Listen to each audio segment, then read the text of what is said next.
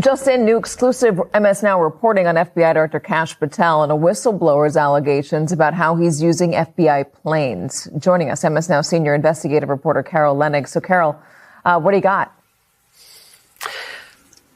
A whistleblower has reported to the Senate Judiciary Committee Democratic ranking member Dick Durbin that FBI Director Kash Patel's use of his jet, the government jet, the FBI jet, has harmed actual investigations.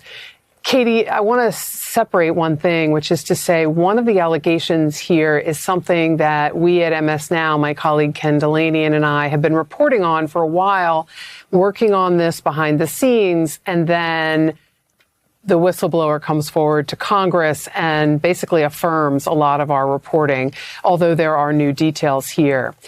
The whistleblower says that in December of 2025, when there was a mass shooting at Brown University, Kash Patel was on his government FBI director jet in Florida, we are told, and that there was only one other available jet. But Patel had ordered it to be put on standby for another team. And that meant that during this mass shooting, an evidence review team based in the Washington, Virginia area that would normally immediately respond to a major crisis, a major crime scene like this, was delayed. They could not use the plane. And instead, they drove through the night of the 13th and the early morning of the 14th to get to Providence, Rhode Island from Virginia. They happened to also drive through a snowstorm to get there, but they were significantly delayed, according to this whistleblower's account. And by the way, also according to multiple sources that spoke to Ken and to me.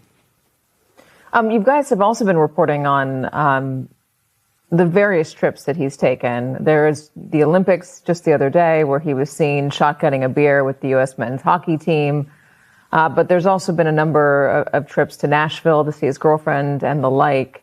How has this agency responded to that? Especially, as you very well know, Carol, Kash Patel himself was critical of Christopher Wray for using an FBI jet when he was FBI director.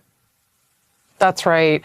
When he was basically just a Trump ally, hoping Trump would be reelected for a second term, Kash Patel gave an interview in which he said they should ground Chris Wray's director jet and said that it cost $15,000 every time it took off, which is not far off, actually, in dollar amount. The rules require the FBI director to travel on this jet so that in a time of crisis, he can quickly be returned to secure communications or to Washington to manage said crisis.